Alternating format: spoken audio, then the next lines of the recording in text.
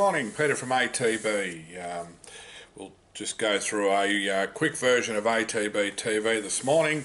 Unfortunately, we did do a version yesterday at Kyneton.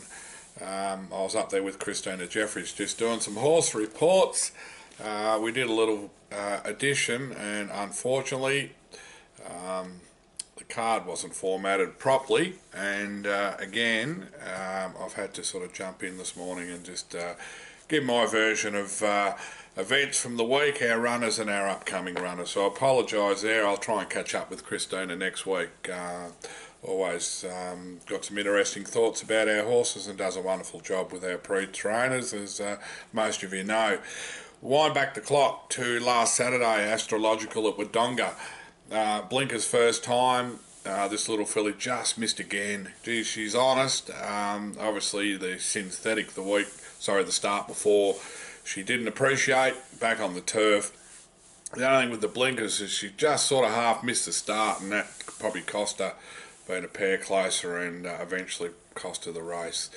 Donald on July 30th, there's two options there, fillies and mares, 1200, and there's also a 1350 metre race there. So hopefully we can get that win there. She has been knocking on the door for a while now, and the owners are well deserving of a victory. Same day up at the Sunshine Coast in the Queen's Cup, Damien Batters has trained horse Skullduggery, ran 5th. That's about where he gets to at this level. There are a lot of higher graded races than his rating, so I presume Damien will just come back in class now and find a nice city race for him. He's ran well in those races without winning, so he is in good form. We just need to find a more suitable race. Sunday I went to Geelong Millinery. She was a little bit disappointing. Daniel's tinkering with a bit of gear at the moment, and she may also head towards Donald. There's a race there for her. She just seemed to, not so much over race, but just very strong in her own action, and she just had nothing left from the 200 onwards. Track was in the slow to heavy range, but she seemed to get through that okay, but she just does too much work within herself early, so he's trying had earmuffs on this week, seemed to just help her in her gallops, and he's going to try and pacify us next week before making a decision whether he goes to Donald. There's also a race the week after at Warrington Beale, which is a track, to be honest, that would suit her, very tight, suited to leader type horses, so we'll see what Daniel comes up with in the next week or so. Revolutionary also ran the same day. Now he's just given up the ghost on the flat. He just, as soon as he gets challenged, he's not interested in competing with the other horses. Saab Hassan has trialled him up in the hurdle schools or trials, and he's won those, and he's going to give him a go over the hurdles on Sunday at Bendigo, and I'll get that to a bit later on, so we'll hopefully see more there. He seems to enjoy his jumping. Hopefully that's a little niche that will turn his form around. On Tuesday, went to Pakenham. We had safety dance, and yoo-hoo, finally, a little bit of luck went our way in more ways than one. Obviously, the horse hasn't had too much luck on the racetrack. He didn't like the real heavy track going back 2 starts ago. Then he had no luck when Benny Allen rode him on the synthetic same track and distance last start. Tuesday, Ben got that spot on, had him in the 1-1, presented him at the top of the straight, and he was too strong for a really, really, really good win. And that also, while it's the first win for quite a few owners in the horse, including the Guthrie family, I make mention of them because they've had 5 or 6 horses with us, and this is the first one that's saluted. So well done, guys, great effort. Also for Flying Hula, the mother, that's her first winner as a broodmare under the ATB banner. So to all those breeders out there with Flying Hula, good signs going forward. And for the ones, like I said, that raced her as well, excellent, a great result. The little bit of luck there with the day was that after his run, the rest of the meeting was called off due to high winds. So only one race conducted, and luckily we were in the first and got the result. So well done to the Lindsay Park team. Been a little bit frustrating, I suppose, with this horse, just trying to work out surfaces and, you know, just have it in place to win a race. And they persisted with the synthetic when we probably may have thought it mightn't have suited, and we've got a result. So the team have got another race picked out in about 10 days. I'm just not 100% sure what it is as I sit here, but after that we probably need to just reassess where we go. We've got the win. He'll push out to 2000 and beyond in time, but we just don't want to bite too much off in his first preparation. He's done a really good job. Misty C went to Sandown on Wednesday, 1400 metre benchmark 70. He was fourth emergency and got a run. He ran well, probably just a bit far back on a track that didn't play to back markers as much as we'd like, but he did run on well. He was beaten around 5 lengths, finishing 6th. John Allen got him out and said that, you know, while he ran on well, it's just hard to pick up good class horses, a good class benchmark 70 midweek horses from so far back. Spoke to Darren Weir yesterday at the trials, so we'll just come back in class and notch back out to the country, but we'll go out and trip to 1600 metres, and I think there was a race at Bendigo for him coming up in a week or 10 days. So he's racing very well, certainly consistent, couple of wins this prep, 3 for the season. So we'll just keep, I think he'll keep improving, especially once we get to 1600 and maybe even beyond, but I'm looking forward to seeing him over a mile next start. Ransom Money ran at Echuca yesterday, Thursday, drew 9 of 10, and you know, we went into the race with no expectations, but he ran really well. At the start, there was a horse lost its rider just, I think inside or outside or next to us in the gates, and while it didn't hinder him, it was just a bit of a nuisance there for a bit, for 50 or 100 metres as Dean was getting into a position early in the race. But after that, he seemed to settle okay. He looked under pressure a little bit at the 600, typically probably going from 13 to 1600 in one hit. But he found the line to be beaten 2 3/4 lengths, so he wasn't far away. And I think next start he's going to be a legitimate top 3 chance with a winning hope. But the run after, I would say he'll be cherry ripe. So just takes a while to hit his straps, this horse, and yeah, look, he'll be very competitive from now on.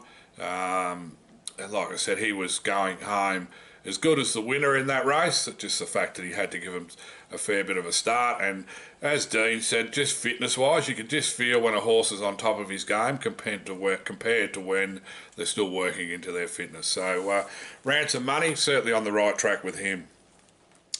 Upcoming runners, so that covered our runners, half a dozen, 7 runners for a winner, a second, and some nice runs as well.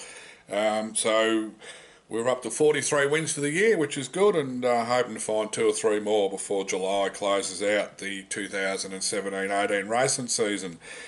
Flemington, I'll head down there, put the suit on and head down. We've got the 2 horses that provided us with a double there a couple of weeks ago on finals day in Falago and Mr. Moneybags. Falago's up first, 2500 metre race. Craig Williams is on holiday, so he thinks he's got the premiership tied up. I think 9 or 10 in front with 3 meetings. He should hold on. Ethan Brown takes the reins, 1.5 kilos off, so he was sort of penalised around, I think he's a 58.5 from the 54 or 5 he had, so he went up sort of 3.5 kilos, but 1.5 kilos off, and a field that I reckon's a little inferior, so he's right in this race again. Trained on well. Weir said that he can't fault him from his previous run. So we look forward to a good another good effort from Barrier 4.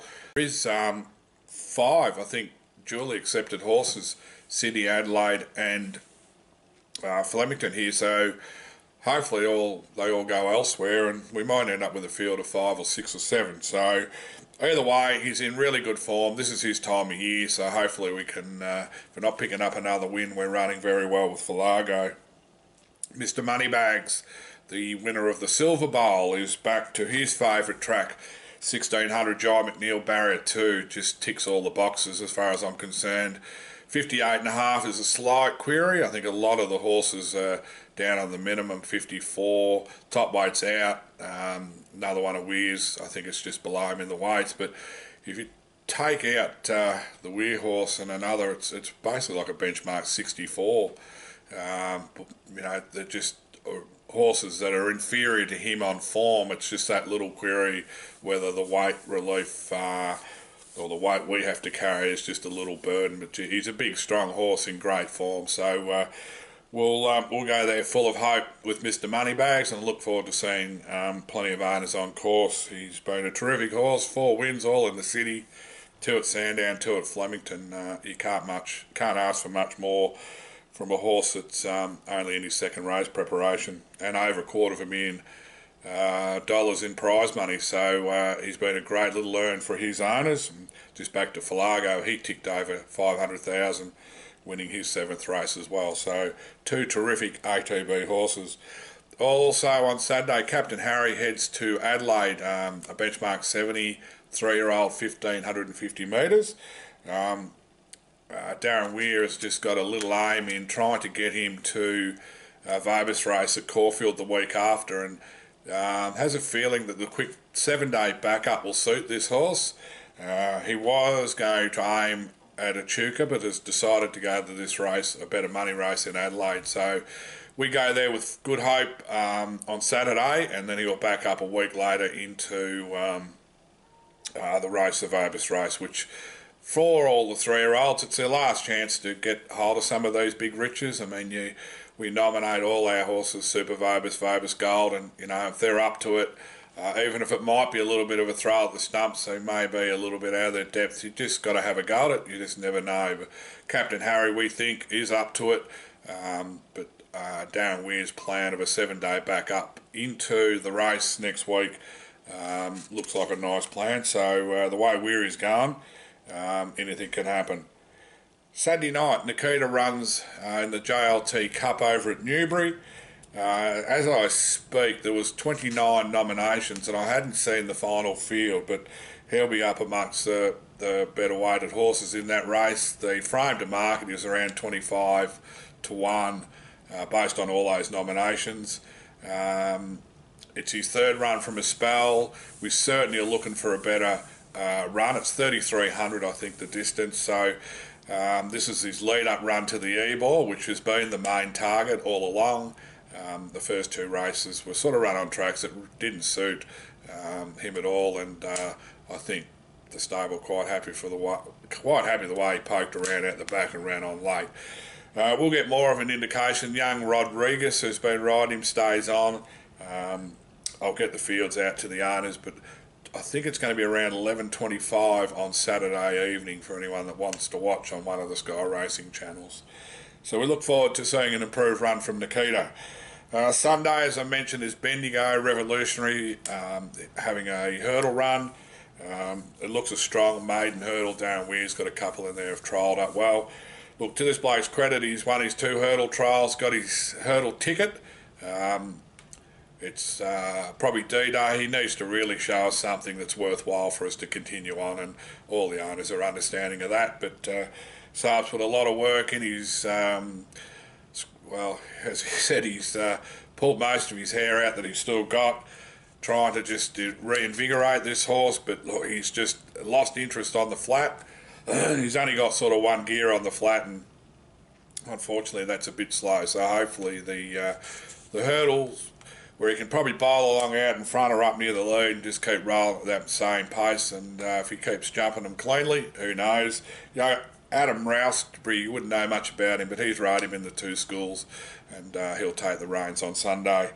The only other one, and I haven't got confirmation from the stable, is Saab playing on Monday at Geelong, a 2,200 metre synthetic race. I'm just waiting for confirmation to see whether they run there. And from there onwards, we haven't got too much.